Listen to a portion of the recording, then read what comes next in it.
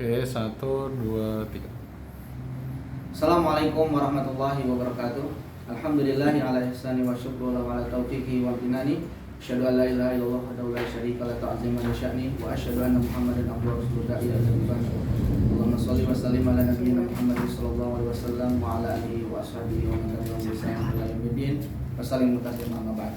Pemirsa Harun Ar-Rasyid TV yang dirahmati Allah Subhanahu wa taala, di antara syariat mewajibkan kita beriman kepada Rasulullah SAW, yaitu mencintai Nabi SAW.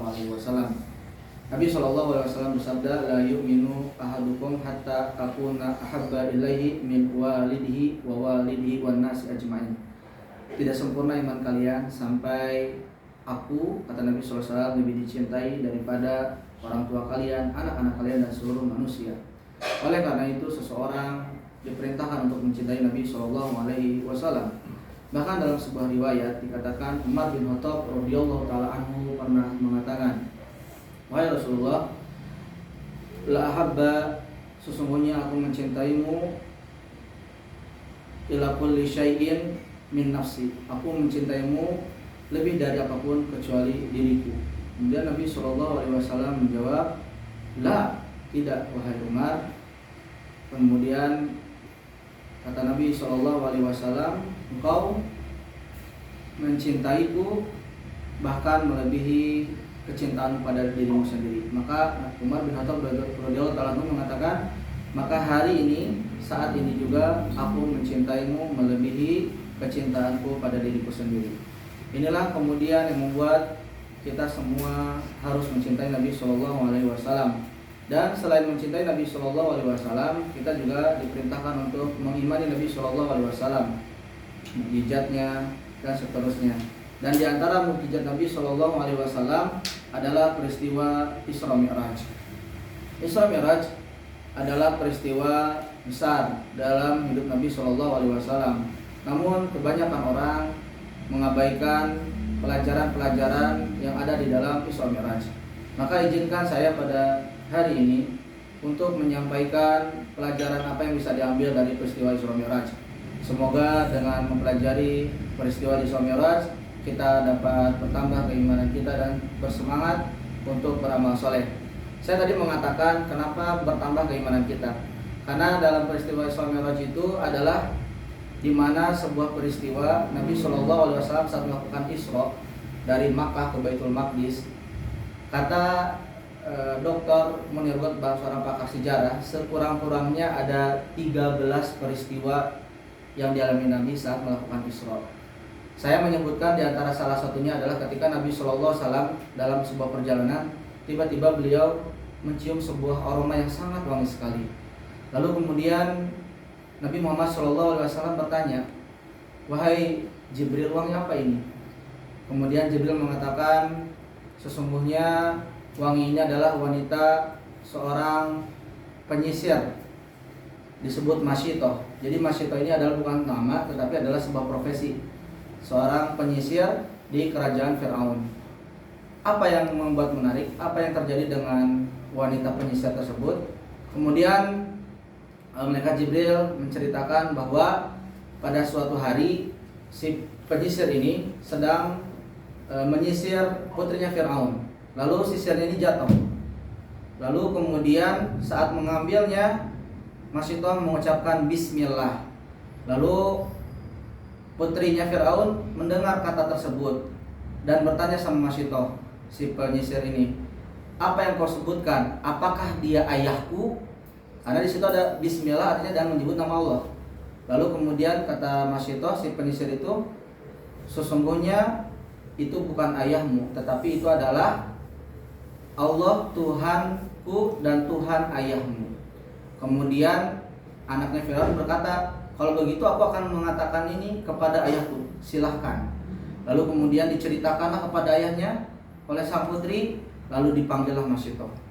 Lalu setelah itu kemudian Masyitoh diklarifikasi oleh Firaun, apa betul engkau menyebut nama Allah yang engkau sebutkan sebagai Tuhan, berarti kau memiliki Tuhan selainku? Maksudnya mengatakan iya. Kalau engkau tidak mencabut kata-katamu tadi, maka aku akan azab. Maka ternyata Masyitoh tidak keberatan, dan akhirnya kemudian Fir'aun menyediakan sebuah tembaga yang sangat besar, lalu diisi air yang sangat panas. Lalu kemudian Masyitoh bersama anak-anaknya satu persatu dimasukkan ke dalam air yang ada di tembaga tersebut, satu persatu, sampai kemudian akhirnya tinggallah Masyitoh dengan anaknya yang masih bayi.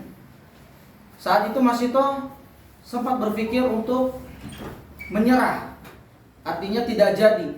Lalu kemudian ternyata anak yang digendong oleh Masyitoh dapat berbicara dan mengatakan, sesungguhnya azab dunia itu tidaklah pedih daripada azab akhirat. Maka Abdullah ibnu Abbas mengatakan dari riwayat tersebut ada 4 bayi yang bisa berbicara. 1 yaitu putrinya Masyitoh, yang kedua yaitu yang menceritakan tentang Juraij, yang ketiga adalah Isa bin Maryam, dan yang keempat yang menjadi saksi Nabi Yusuf alaihissalam.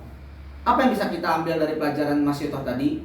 Bahwa sesungguhnya seseorang hendaklah mempertahankan keimanannya. Kalau kita kemudian menggadaikan keimanan hanya karena hal-hal yang sepele seperti masalah materi, maka lihatlah Masyitoh yang menjadi taruhannya adalah nyawa. Ini yang sering dilupakan dari peristiwa Isra Mi'raj. Kemudian yang tidak bisa kita lupakan adalah dari peristiwa Isra Mi'raj, bagaimana Nabi SAW pada saat melakukan Isra melihat ada orang yang sedang memukulkan kepalanya berkali-kali ke dinding.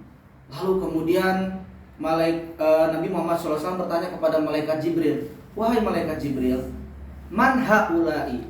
Siapa mereka?" Kemudian Jibril alaihissalam mengatakan, "Haula'il ladina tatataqala ru'usihim ila sholat." Mereka adalah orang-orang yang berat kepalanya ketika hendak melaksanakan sholat. Jadi mereka lalai, seolah-olah merupakan beban, yang diantara mereka akhirnya meninggalkan sholat. Inilah yang sering dilupakan.